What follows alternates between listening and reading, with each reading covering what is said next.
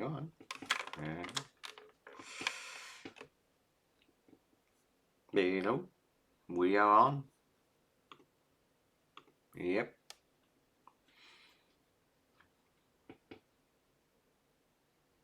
Hello. Thing gotta turn on. Uh-oh. This is not good. Hello. Hello, hello. Hello, hello. 4:30 p.m. Eastern Time. Get anyone on tonight? You got anyone on? Oh boy, this is not looking good. Not looking good. Hello? Anyone there? Hello? Hey, rich man, poor man. I was like, okay. Howdy. Hey, rich man, poor man. Hey, Jen Dunn. Hey, Vibs. Hey, Chang Hot. Hey. We are back, finally. Been, what? Feels like it's been forever. Has it been 2 weeks? I think it has been. Feels like it's been 2 weeks. Yeah, been 2 weeks. Hey, student. What? Turn up the volume? Oh, gee. Hold on. Yeah, hold on. Volume. Oh, man. Hello? Turn up the volume? Display capture. What are we using here? For the mic. The hell are we using for the mic? Properties. Okay. But what are we using for the mic? Properties. Nope. Good? Oh, actually, hold on. It may not be good. Hold on. I'm gonna hide this. I go to my system. Got to make sure. Hold on. Where's the mic? Oh, man. This is so confusing now. They changed. Everything got changed in the Mac. Sound? There it is, sound. Here we go. Ooh, I think, yeah, we're gonna use this. Hold on, mic check. Now go up to 40. Hello? That better? That a little loud? Alright. Okay, try this. I hope I'm a little louder now. I'm using the good mic here, not the crap one. Alright, hey, welcome back, everyone. In 2 weeks. It feels like a long 2 weeks. Welcome back. For those of you who are new subscribers, welcome. This is Introduction to Security. I'm Ming Chow, yada yada yada, Associate Teaching Professor at Tufts. Yeah, so for those of you who may have found me through Mastodon, welcome. Welcome, yes. For those of you who found me through Mastodon, yes, I do offer my security course to the public on Thursdays on Twitch streaming. Yes. For some of you folks, actually, might have just heard. I let the cat out of the bag. I finally pulled the trigger, and I'm actually on Mastodon now. I am on Mastodon. Yeah. So from now on, hopefully, I'm gonna have a brand new start. It feels like a brand new start. Anything that's cybersecurity related, I'm just gonna be using Mastodon from now on. Yeah, so anything cybersecurity related, I'm just going to post it from Mastodon from now on. Yeah, it feels nice. It feels nice to be to have a new change. I know everyone has a pass. But hopefully we'll have a nice fresh start from now on. So today we're gonna actually do a few exercises to start off. In fact, a few exercises on really, really, really bad code. Okay? I'm gonna show you 3 code examples. Okay? I'm gonna show you 3 code examples. And you're gonna tell me everything that you're gonna tell me what's wrong with them, okay? So I got 3 code examples that we got. I got one in C, JavaScript, and also Java. Oh, no, JavaScript is not Java. So, what do you want to do first? Which example do you want to pick your poison? Do you want a C example first, a JavaScript example first, or Java example first? Go. I got 3 different examples of really bad code. You go. Ooh, interesting. Okay, you all want to see Java first. By any grim chance, are all of you in the by any grim chance, are all of you taking CS 121, the software engineering course at Tufts? We'll do C. We'll do all 3. We're gonna need to do all 3. But I'm actually surprised at the number of Java examples, the people who are calling Java. I mean, we can literally get into I think we can get into a flame war a la World War III if we have an argument on Java versus on programming languages. Okay, so I'm going to show Java example first. What you're going to see in these 3 examples are examples of really bad code. We're going to do all 3. I'm going to start off with Java though. And then we're going to end with JavaScript. So we're going to do Java, C, and then we're going to do JavaScript. I'm going to show you these 3 examples. Now, you don't need to be an expert to be on any of these languages. In fact, probably you don't even need to know much about the languages. All I'm going to do is I'm going to show you a code example. I don't care whether you touched it or not. I don't care whether you've touched the language or not. But you should be able to pinpoint the really bad programming in each of these examples.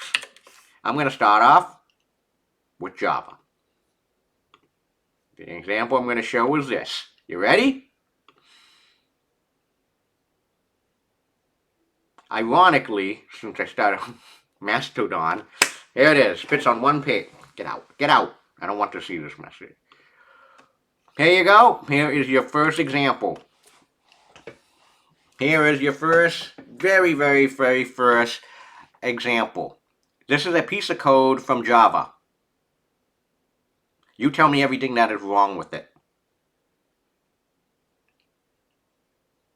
Uh-oh. Oh no. Oh no. Alright, you tell me everything that's wrong with it. By the way, there's after this one, there's probably a ton. There's a ton. There's actually more than 1. Actually, there's probably more than 3 in this example. Okay? Okay, go for it.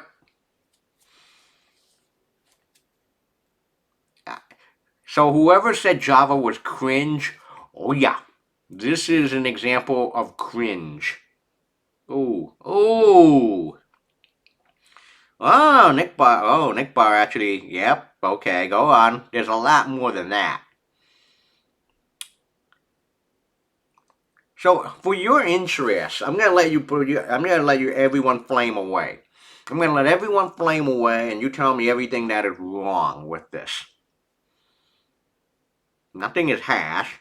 No user string to stop SQL injection, vulnerable to injection, no sanitization for query, no storage of credentials in env. Come on, go for it, more.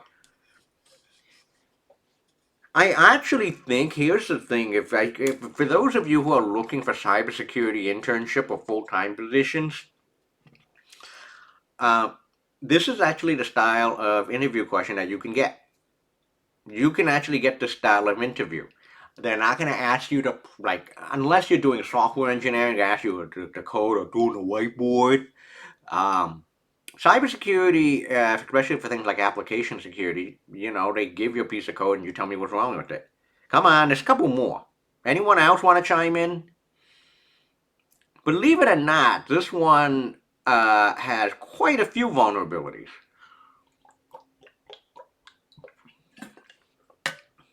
Oh, that's not bad. Not bad.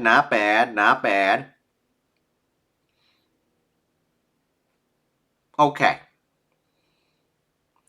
Alright, so this one, look, I'm not even going to, there's actually no need to run the program at all. There's no need for me to even compile this program and run it. It compiles.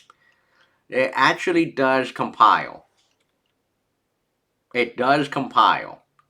So even without a, I think it actually will compile even, no, actually you do need the library, but anyway, so this piece of code, syntactically, there's nothing wrong with it. Syntactically, there's nothing wrong with no syntax error, no time.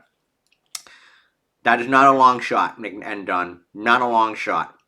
Not a long shot. Not a long shot. In fact, that is one of them. Okay. So everything, so it's surprising is like, no, I mean, I don't care whether you know Java or not. Everyone said something that was spot on. Everyone said something that was absolutely correct. Again, I'm not gonna even need to run. I don't even need to run this program. I don't need to compile it. I don't even need to run it.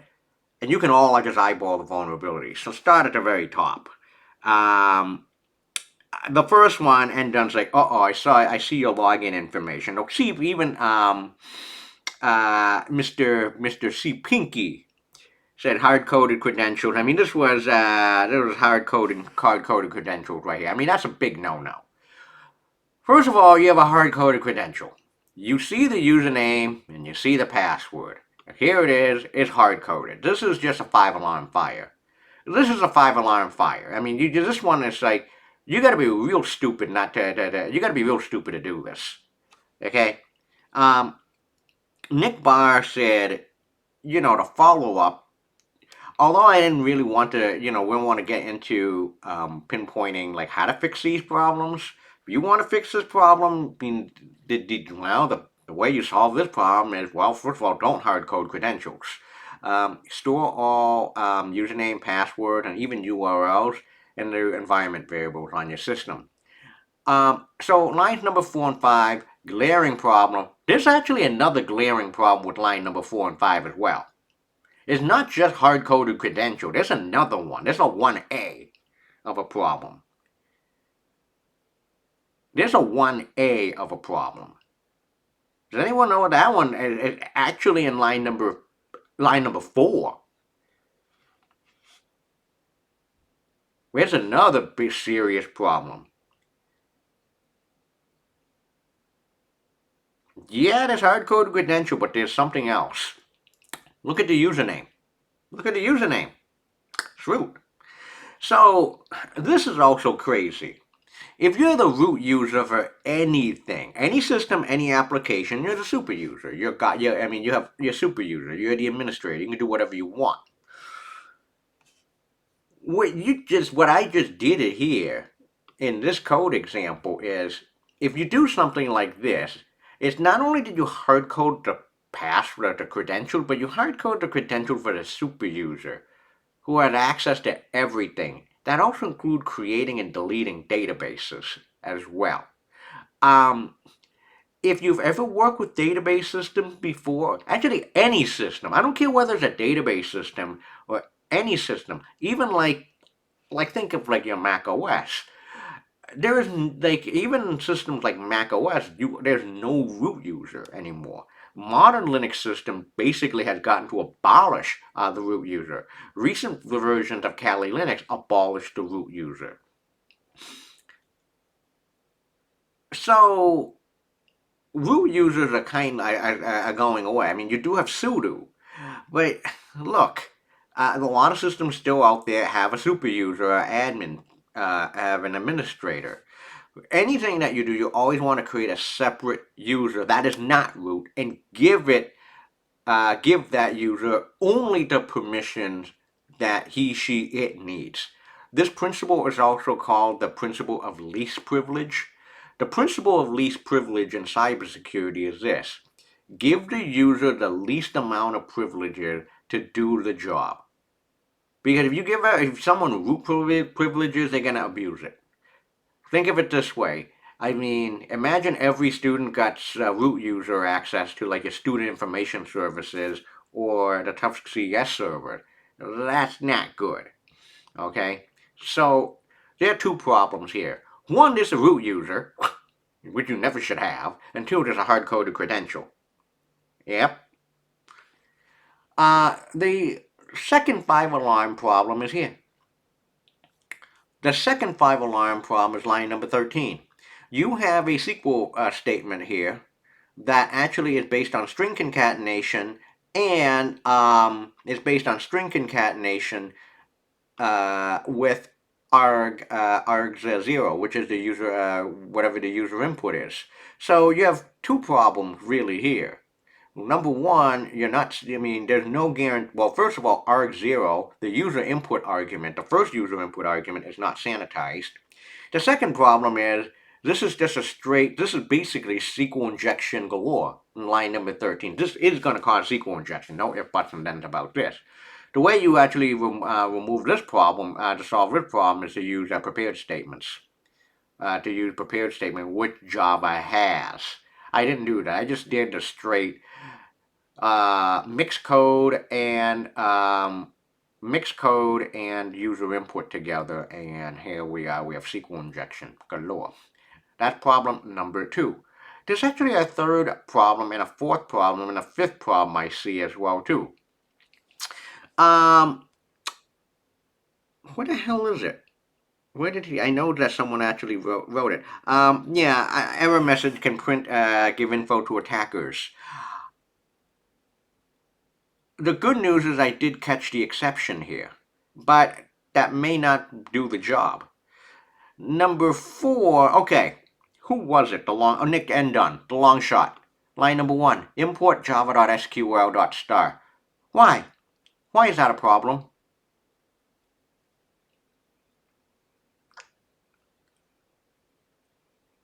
Yeah, the SQL is executed, no, it gets worse. Why is line number 1 import java.sql.star? You can specify, oh no, okay, close enough now. What does the asterisk means? What does the asterisk means? Here, let me do a search for java.sql. So what line number 1 means is to import everything in the java.sql library, which is pretty freaking long.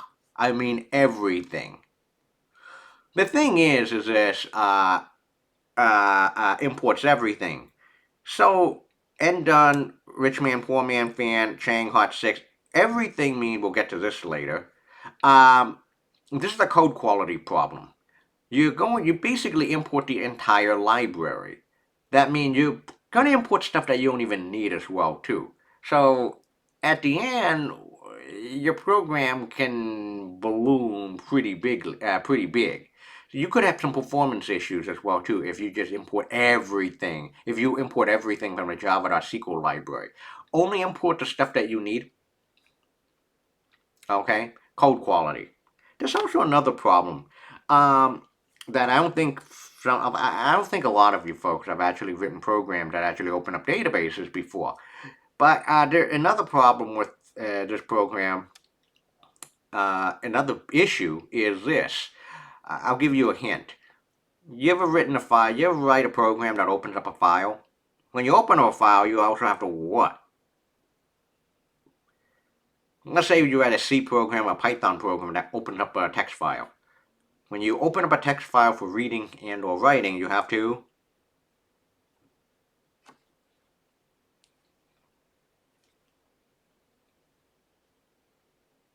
not only know the path, but also when you open a file, you have to also at the end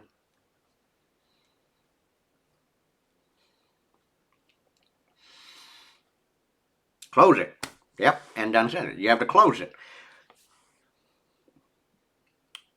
This program doesn't close a database connection. The same idea with database connection. When you open up a database connection, you also have to close it as well.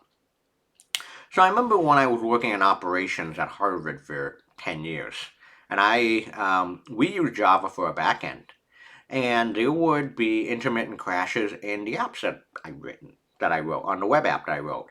The reason is because there were a few times where I didn't close the database connection properly.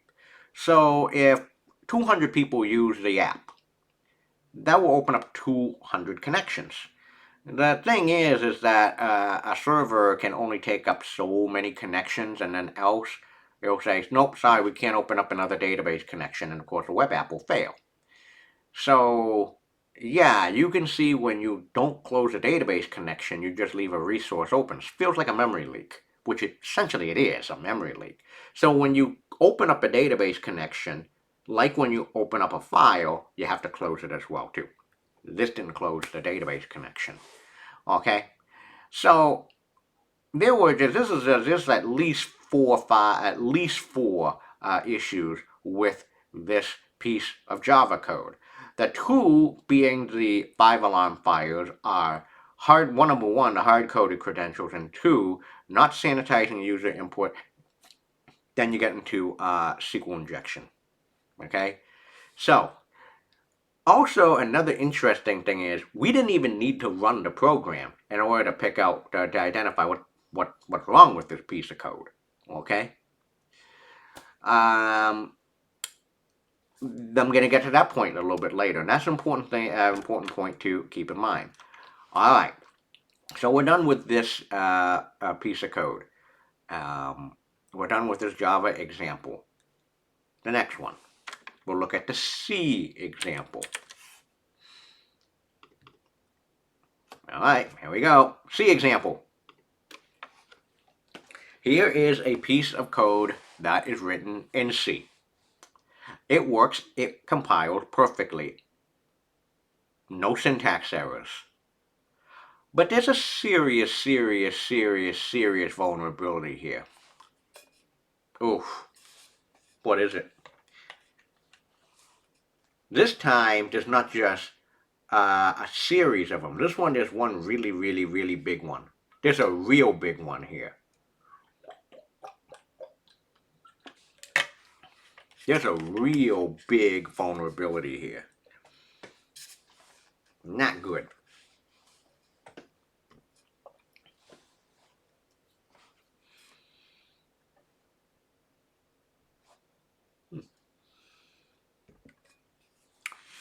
Oh.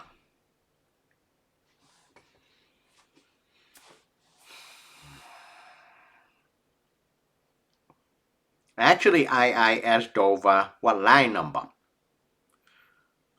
Where will this program get some serious problem? Pick a line number. Especially IIS Dover.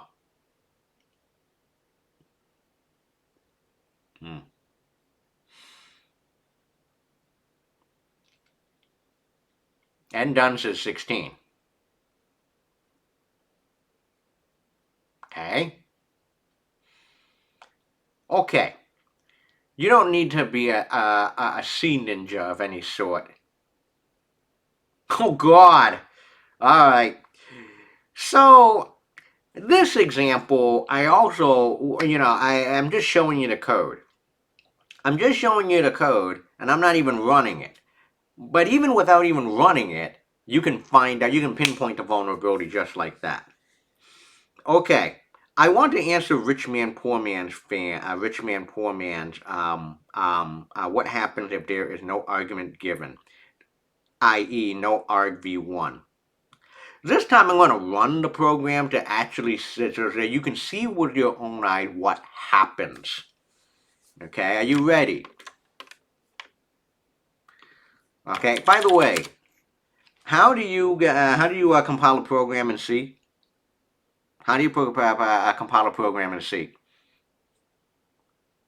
For those of you working in C, it sounds pretty dumb. How do you compile? What do you use to compile your program in GCC? Okay. So how you compile a C program? I have vuln.c here, man vuln.c, just to show you there's no magic. All more vuln.c. The same program they just saw. Now let's compile it and run it and see with our own eyes what really happens. Now I'm on a Linux-based system, so I'm going to gcc -o vuln and then vuln.c. So for those of you who don't know C, I'm just going to compile vuln.c program into a binary executable called vuln. compiles. Okay, so this proves this has no syntax errors, no nothing. So it compiled, okay, can it run? Now, how do you run this damn program? How you run this program is the following. You want to actually type /DULN, followed by a space, followed by some user input. Like I'll just do a simple one character user input, 1 byte, A. Here it is. So this should make sense. What it does is, okay, it's gonna, before buffer 2 is set at some memory address and contains the word 2. Buffer 1 actually is at this memory address and contains the string 1. Okay, this all makes sense. Copying 1 byte into buffer 2, buffer underscore 2 is now contained A, and then buffer underscore 1, it remains unchanged. Okay, so this all makes sense. This all makes sense. Okay, so I'm going to answer Rich Man Poor Man's question. Now, what happens if there's no argument given? You ready for this?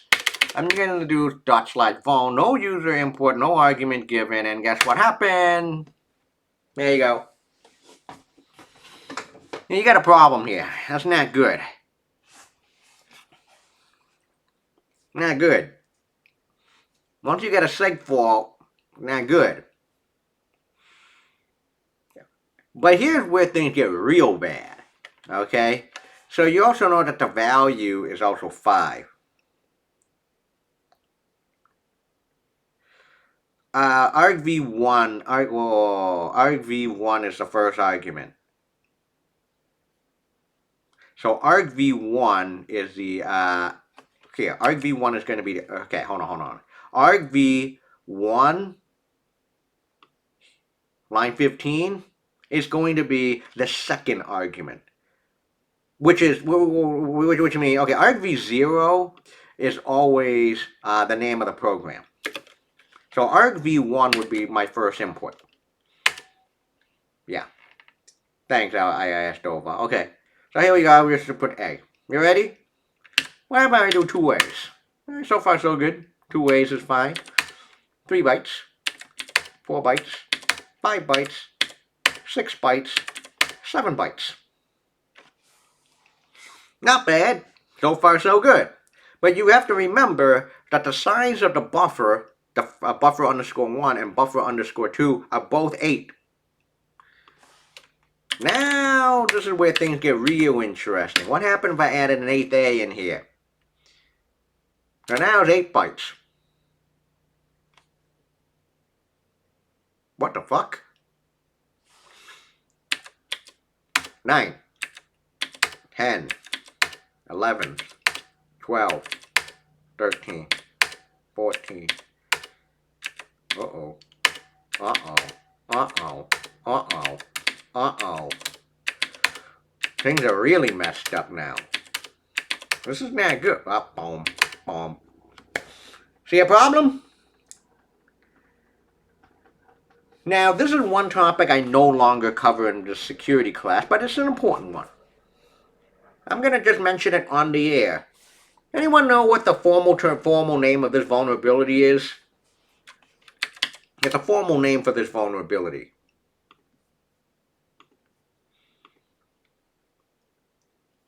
I'm actually going to pull up the 2022 CWE Top 25 Most Dangerous Software Weaknesses. Anyone know what this is called?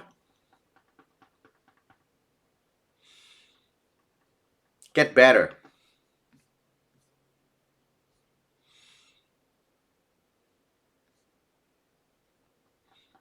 Yep.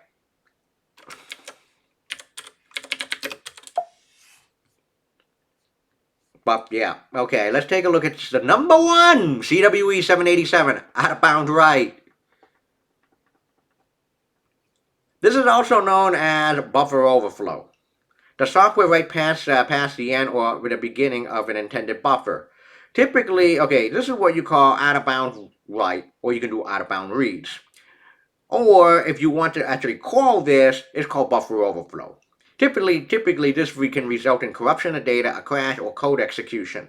The software may modify an index or perform a pointer arithmetic that references a memory location that is outside of the boundaries of a buffer.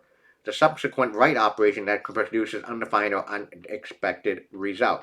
This is a buffer overflow. Oh yeah, it could cause an overflow, which we did. Okay. So if you want to actually look at the formal name of this, it's really the popular name is buffer overflow. Buffer overflow 101. Let's go to Cloudflare. Buffer overflow is an abnormality when software. Yeah, I mean, everyone said it correctly. Although, like, they go out of bound read write is also known as buffer overflow. Okay, it's really out of bound write is writing data to a buffer overflows a buffer's capacity, resulting in adjacent memory location being overwritten. In other words, too much information is being passed into a container that does not have enough space, and that information end up replacing the data in the adjacent containers. There you go. Now this is what they call a buffer overflow. Anyway, I got this question one time in the course, which is not a stupid question. What is a buffer? So someone actually asked me, like, I feel stupid for asking this, like, what's a buffer? Look, here's what it is. A buffer is just a contingent, it's just a block of memory. But you may have actually heard another, especially if you've done C and C++ programming, you may have heard of the word array. It's the same idea. Buffer, array, same thing. A buffer is, here it is, a buffer, I didn't notice. A buffer is just an area of physical memory storage. That's it. Okay? But let's take a look at the code again. But where is the root cause of the problem? The root cause of the problem of this buffer overflow in this C program is really line number 16. Okay, so line number 16 is the real root cause, the use of strcpy. Now let me ask you this: who have taken the intro to computer science at Tufts or CS40, which is the computer architecture course? Do they actually have a conversation about the dirtiest of the dirty C functions never to use? Oh man, this is gonna suck. Please tell me that there's someone have actually tried to do that now in those courses. Like there are some certain C functions, well, really C++, also that will be used, can be used in C++ that you never are supposed to use anymore. Do they have this conversation with you? Do they ever mention it? Okay, you have. Don't I know you from somewhere, IIS Dover? I think I know you from somewhere. They learn the pearls of strings. Yeah, but do you actually know the list of functions to never use? Oh, shit. Okay. Okay, so here, I'm going to show you this guide. This is what I call the dirtiest of the dirty. No, don't think that. Okay. If you're a C or C++ programmer, this list is called the dirtiest of the dirty. Yeah, I mean they do that, a bulk of it, but yeah, you're just relying on the yeah, ASLR actually does well here. They do solve a bunch of the buffer overflows these days. ASLR is built into the modern system, but hell, you can still compile programs and then run, and it still bombs. Oh, okay. Oh, hey, Harsh.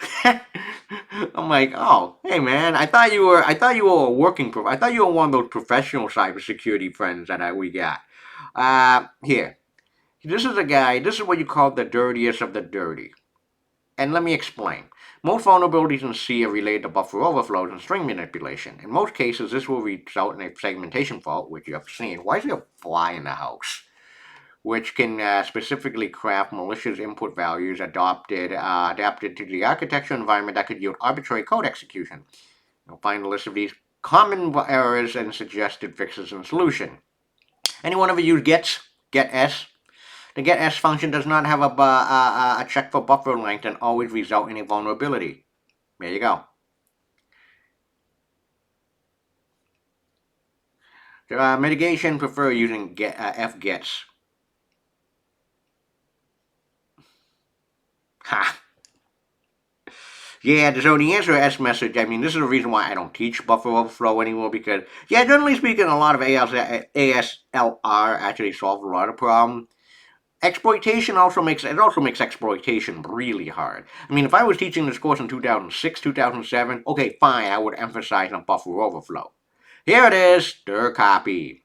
The stir copy function does not check buffer length and may very well overwrite memory zone contiguous to the intended destination. In fact, a whole family of functions is similarly vulnerable. strcopy, strcat, strcmp. Here's your vulnerable code. The best way to mitigate this issue is to use strlcopy if it is readily available, which is only the case on BSD system. However, it is very simple to find one yourself as shown below. So in other words, use a version of strcopy that actually has a length check. Another less inconvenient way to use strncopy, which prevents buffer overflow but does not guarantee null termination. Okay? Anyone ever used sprintf before? Sprintf does not check the buffer boundaries and is vulnerable to overflows. Prefer using, you see a pattern here. Use a version of the function that has a length check. Yep. Printf and friends. That's format strings. I'm not going to get into that. Okay, so the moral of the story is this.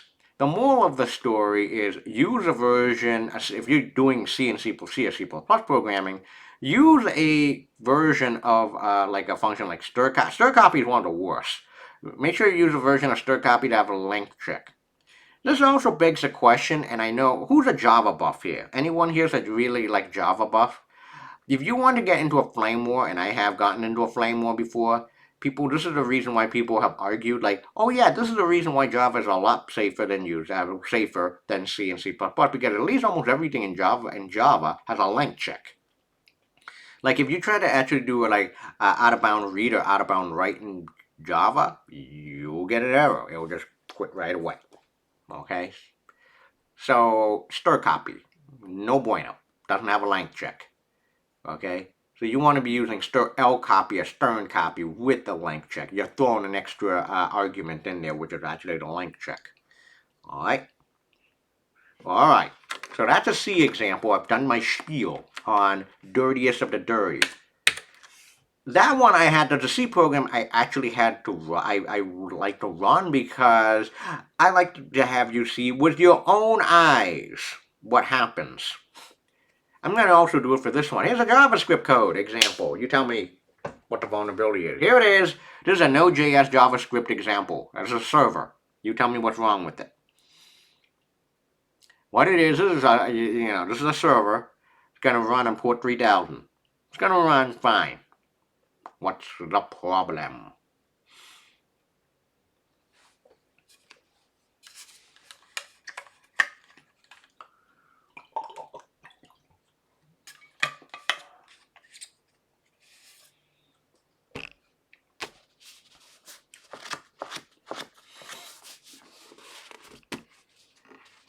This one should be a very glaring issue as well, too. Tell me what the vulnerability is here in this JavaScript example.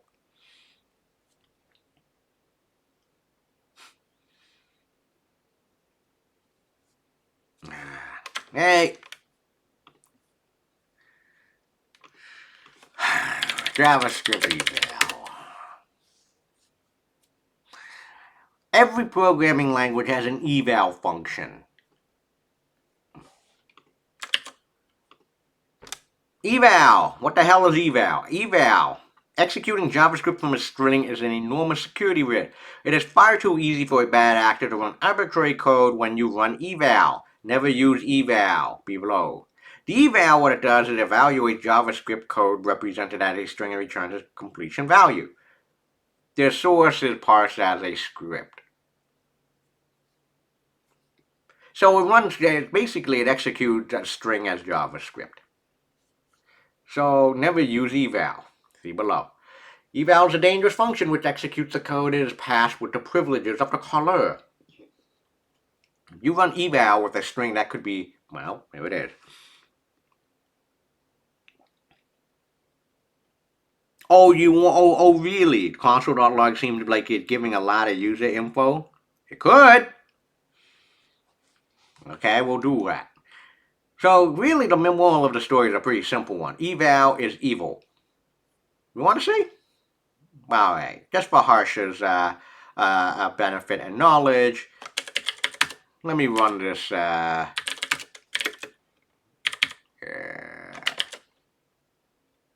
am I? Ah, here it is. More server.js. There it is. Same code that you see. But now I'm going to run it. How you run this code is going to be node server.js. Leave the server on. But unfortunately, I also need to bring up another tab. So what the hell is this thing? Wow. Localhost port 3000. Alright. So I got the server running, but I'm also going to open up another terminal to actually do send data to the server. Curl minus data. Foo. Localhost. What's the server port? 3000. Got data foo. Alright. Nice. Control C. Alright. Post is sent without security. Yeah, post is not sent without any security at all. Gets worse. What happened if I did this? Console.log. Hi. What? Hi, Hush. Oh. Bastards.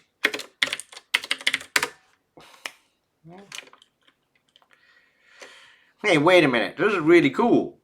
Take a look. I can actually do this. What happens if I do a console.log of like JavaScript objects like request or response that are actually built in?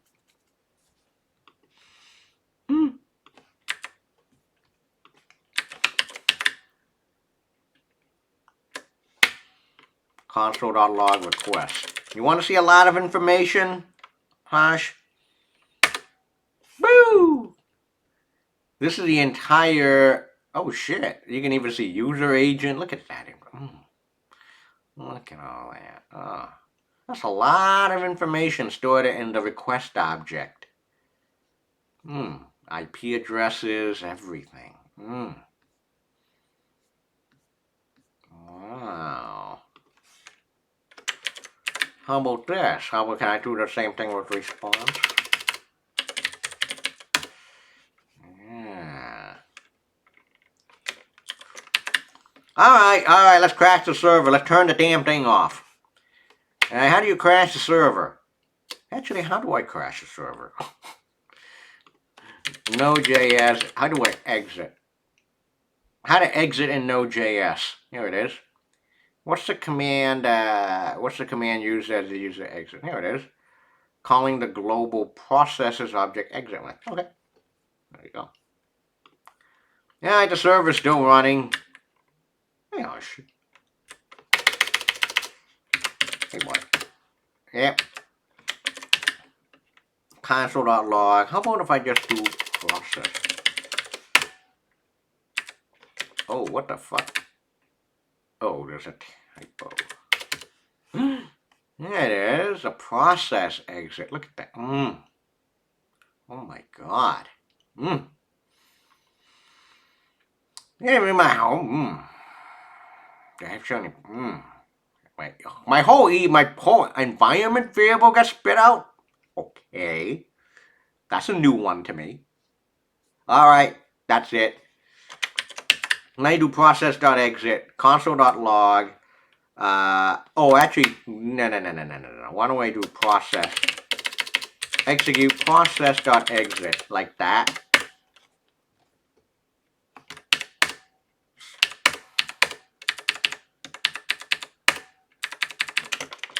Hey. Yeah, it bombs. Alright. Quit the server. If I do this again, you get the idea. Do a process and exit again. Bang. That's how I quit the server. I'm done. I'm out. Good. So the idea is this. Yeah.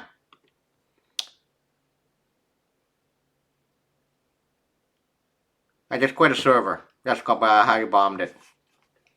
Don't need to deal with this anymore. I'm out. Don't need anything anymore. I'm good.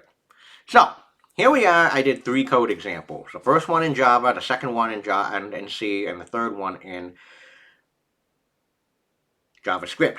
And all 3 of these code examples, I didn't need to even run, well, actually, I didn't even run the first, I didn't even compile and execute the first one.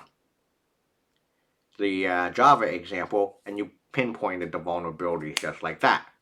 In fact, for all 3 of these programs, the one written in Java, the one written in C, and the one written in here in JavaScript, I didn't even need to run them at all. And you could all pick out the vulnerabilities just like that.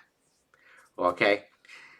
The only 2 I did, this JavaScript example and the C example, I compiled and executed. I just did that you can see with your own eye that there are some serious vulnerabilities. Okay, I didn't need to do that. I did not need to do that, but I just want to let you see with your own eyes. There are some what the vulnerabilities are or is.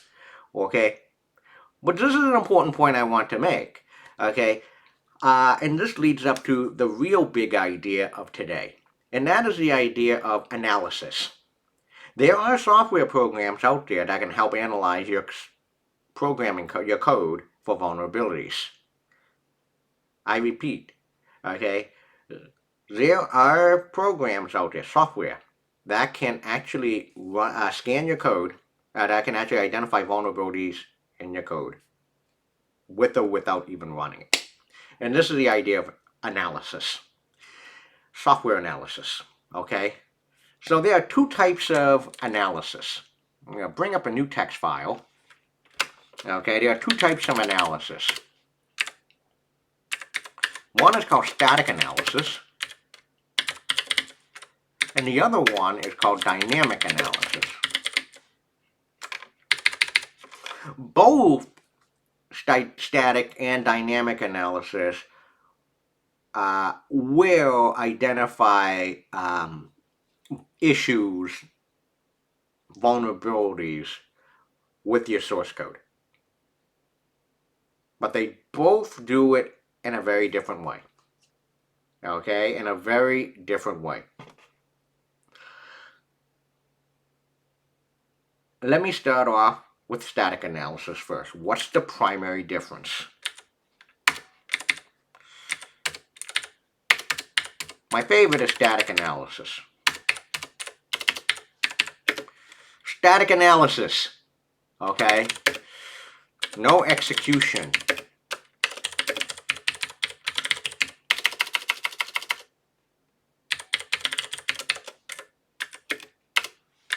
No execution of code, okay? None. No execution or compilation of code at all. 100% code coverage. Okay? 100% code coverage.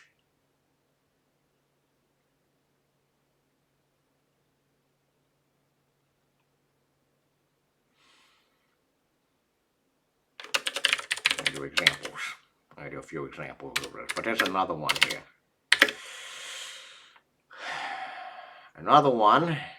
The 2 big ones are no execution or compilation of code, 100% code coverage.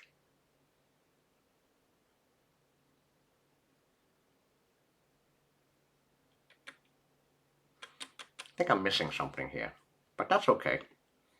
Let me show you what my friend Chris Weishaupt has done.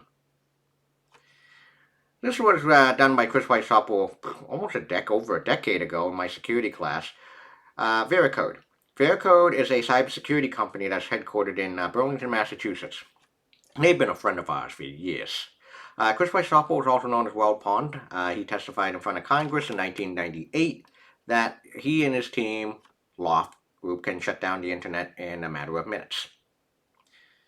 And he did a presentation about static analysis, namely binary static analysis, one of the flagship products of what Veracode does. It is running in secure code, create a system that is just as vulnerable as not using password, missing encryption, or neglecting to build security features. Alright, here's static analysis. What is analysis of a program performed without actually executing the program. Full coverage of the entire source or the binary.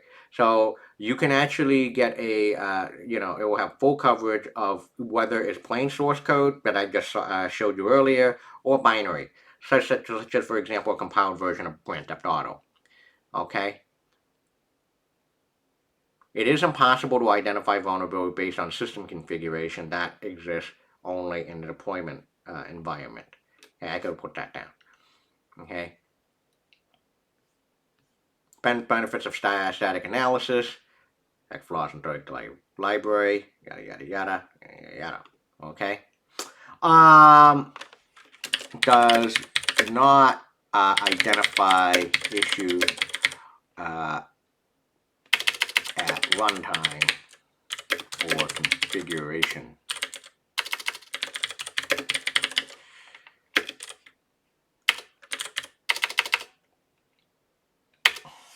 Okay. Examples. What are some examples of static analysis tools? Well, there are too many of them to list. At the most rudimentary example, have anyone ever heard of every programming language of something called lint? There's PyLint, JSLint, CLint, list goes on. Most, if not all, programming languages have a program called linter. Okay, there's another example called grep. You can even write your own static analysis tool. Write a simple program that actually just look for a C program for all the dirtiest C functions. This one, Veracode, which I'll show you. That's a commercial version. And just a big list goes on. Big list goes on. I'll show you a bunch of them today.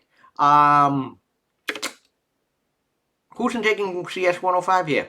Who's taking CS programming languages at Tufts? Did you do the type checker? Come on. Tell me if you've done the type checker, if you've taken CS 105 programming languages at Tufts.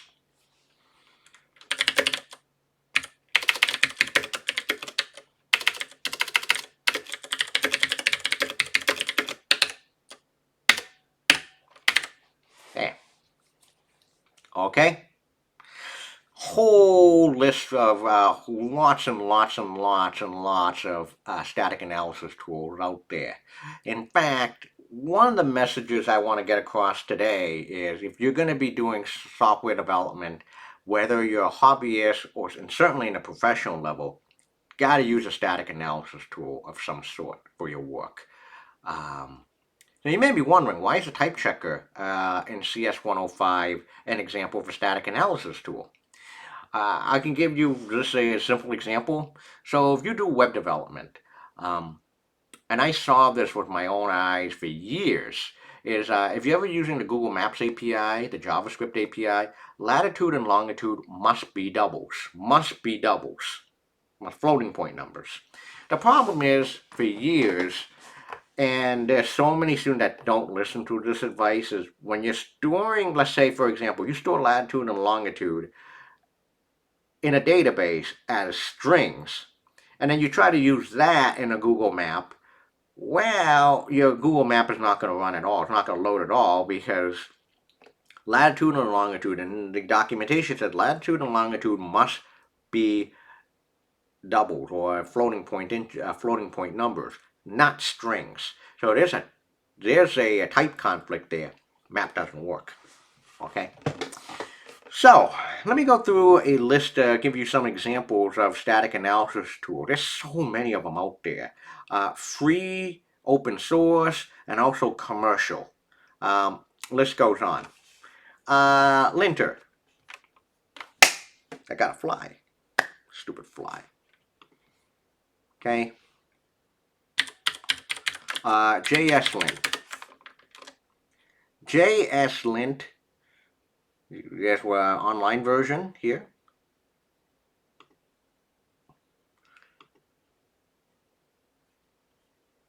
Ooh, look at that. Actually, why don't I do that? I open up server.js. I copy all the code. Why don't I clear the source? Of course, there's no warnings here, but now if I paste the server and I just say JSLint and see what happens. Oops.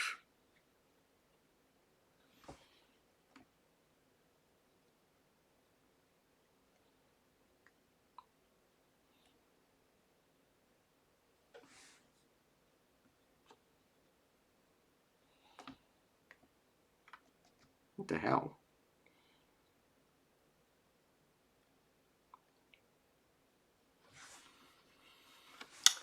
Alright, here we go.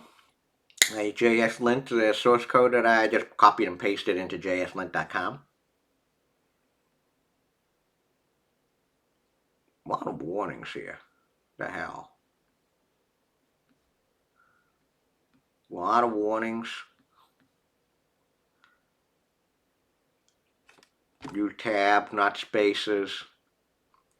Unexpected eval. It's a lot. One of the biggest problems is, now that I'm doing this example, I got to write. Another problem does not contain. What's the false positives? Oh, sometimes doesn't prove that a vuln is a vuln. So static analysis, no execution of code, 100% code. It will go line by line of the code or line by line of the source code or the binary, but it can't identify issues at runtime, loss of false positives, does not prove that a vuln is a vulnerability. So this is JSLint. Okay, this is JSLint. There's also PyLint as well too. Does the same thing for Python code. Yeah. I'll show you another couple of other tools for static analysis. Something called Sorbet. Yeah. Stripe actually has built this tool called Sorbet. Stripe type checker for Ruby.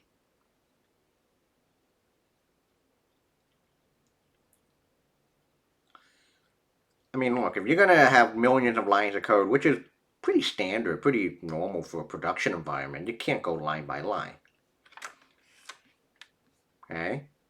Facebook.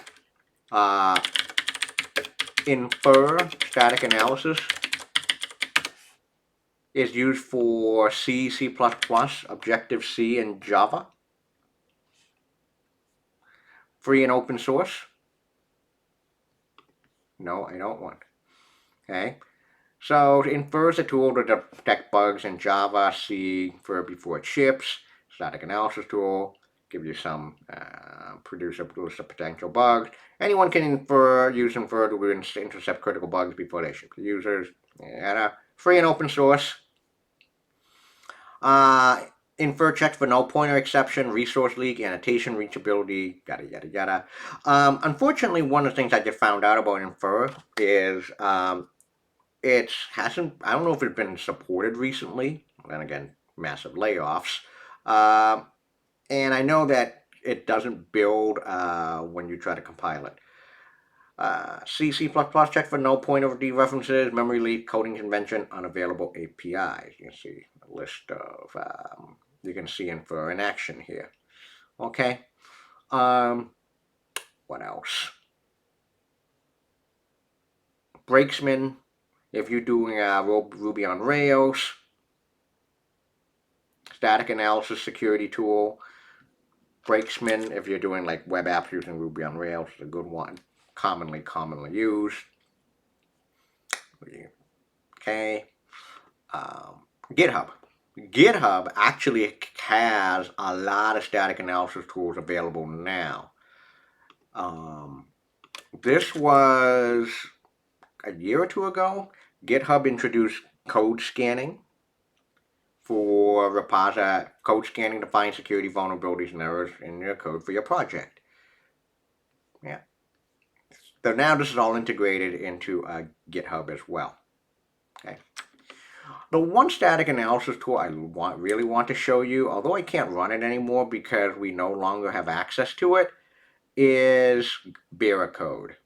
So Veracode, I can explain how it works simply is, all you need to do is to upload your source code in a zip file or in a binary, and within 3 minutes to 3 weeks, you'll get a report back of all the vulnerabilities in the code. I can show you an example of Facebook followers project that was done by a former student in 2017. So what Veracode does, it will put, Veracode is commercial. I mean, it costs thousands of dollars per subscription, but for years we got it for free. So this is how a Veracode report looks like as of November 14th. Almost, 5 years to the day. An executive summary of flaws by severity.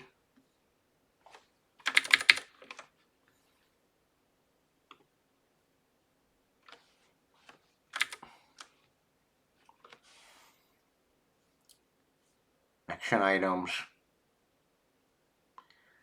Flaws by severity and category, very high, code injection, CRLF, cross-site scripting, cryptographic issues, directory traversal. Oh yeah.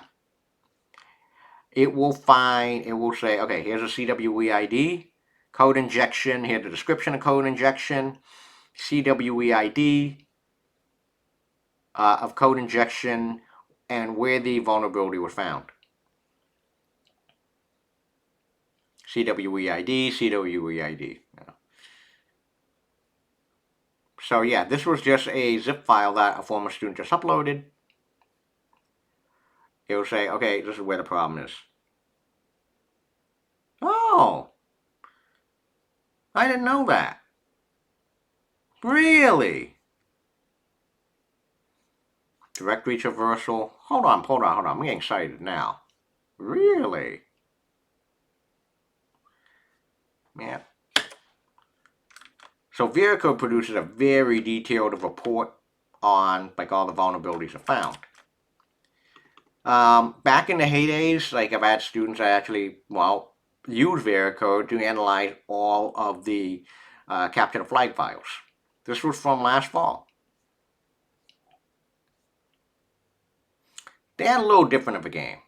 Not exactly the same.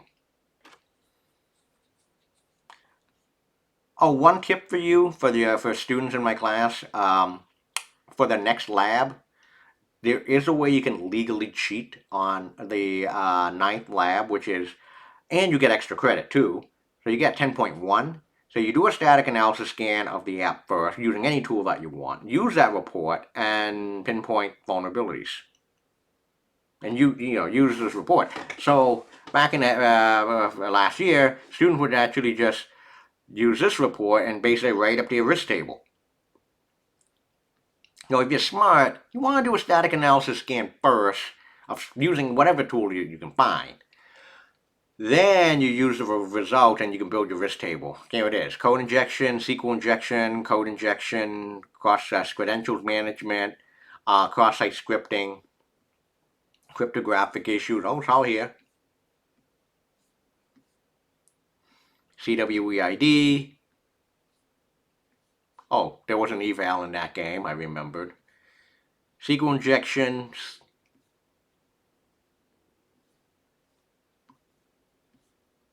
Code injection. Hard-coded pass. We even did that. Yep, it can find hard-coded password just like that. Yep. Yeah. Static analysis tools like this, although they can be a pain in the ass to use initially, get in the habit of using it with it, especially if you're doing it if you're doing software development. Yeah. Okay. Really? I want to see that.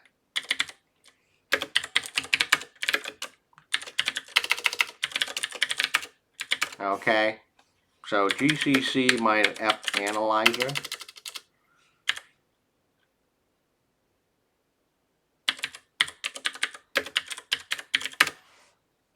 Oh, there's no option for that. Huh, really? Is it F analyzer?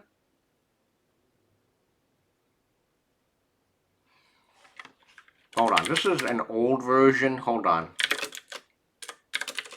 Not. Okay. Now I'm going to compile it on my Mac.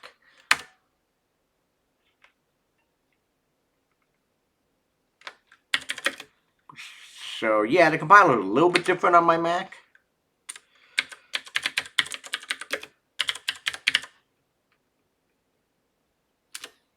Huh, I forgot what it is. Alright. But and if you do like modern version of GCC, it will actually, show like these. It will still compile. Now, just to prove, I think, who was it? Who was it that said, I forget who it was. Yeah, this is gonna bomb, but if I do a whole bunch of A's. This is on my Mac now. Yeah. Address space, oh, I forgot what the LR stands for. What's ASLR? Address space layout randomization, yes. So yeah, it prevents a lot of the buffer overflow issues that you saw like a decade or two ago. Okay. Huh. Okay. So, static analysis. No execution of code, 100% code coverage, does not identify issues at runtime, lots of false positives, lots of examples. Dynamic analysis, on the other hand, is not 100% code. Extremely rare to have 100% code coverage. Analyzes program at runtime, okay, and find runtime and configuration, okay, i.e. program or app must run. Alright, there's one quintessential example of a dynamic analysis tool. Please tell me that you've used this tool, especially if you've taken our Intro to Computer Science or Data Structures class. I hope they still do this in CS40 and our architecture course as well. The biggest example of them all. What tool comes to mind with this description? Drewfish said Drewfish 7, you said Valgrind. Bingo. The number one answer. Valgrind. Valgrind. Do they use this in the intro and data structures course now? Do they still use Valgrind for data and data structures?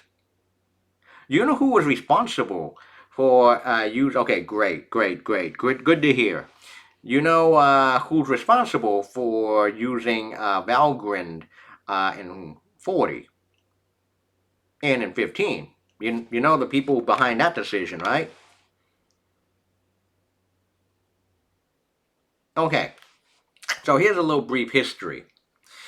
So when Norman Ramsey created what is now the modern version of Comp 40, which everyone takes, students had to use Valgrind, which was fantastic. Valgrind is great to find things like do they still give zeros in 40 and in 15 for like core dumps and all that fun stuff? Do they still do that? I hope they do. You still get like no credit for an assignment if you dump core or segfault. Either course, I don't care. Do they? I think there's a delay in Twitch.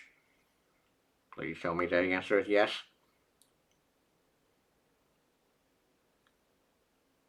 Okay. Okay. That's good. That's good. That's good. That's good. That's good. That's good. That's good. Um. It was Norman's idea to well, he designed what is now Comp 40, and students had to use Valgrind. So I don't know if you know, I probably have mentioned this but once in person before, but I used to teach data structures from 2011 to 2013. Um, Yep, it went well. I mean, my one of my dreams was to teach data structures, and I did. They don't have me do that anymore because they say, I'm better off with security, and they wanted someone with a little more theory background teaching data structures. But when I taught data structures in 2011, I yeah, I incorporated Valgrind in the course, and that was the start of that. Yeah. So now today we've looked at yeah, we looked at bad code. We looked at basic literacy 101, static analysis, no execution of code, dynamic analysis. There is 100%. Well, here's the final table.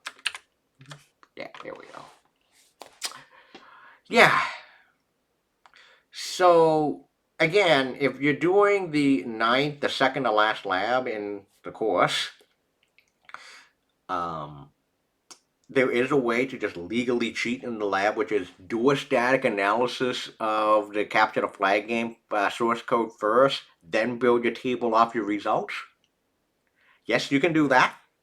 And also you get 0.1 extra credit as well, too. So, static analysis, dynamic analysis, and really, really, really, really bad code. That's all I have for today.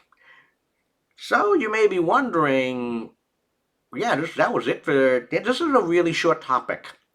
This is a really, really, really short topic. It's just bad code, static analysis, dynamic analysis. Are we going to use this topic? Are we going to need this at all? Are we going to need to know the terminology? And the answer is, oh yeah. Guess what next week is going to be?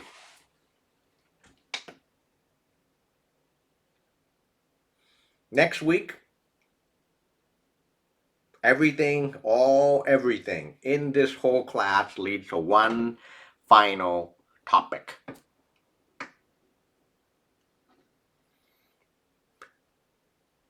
We're basically done with the course, except for one and a half big things. Everything, including today, leads to one final topic.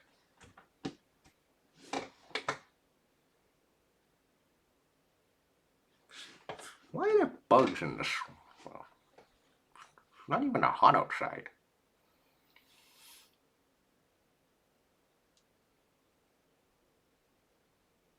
We're going to have fun next week.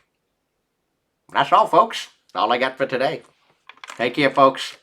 Good night.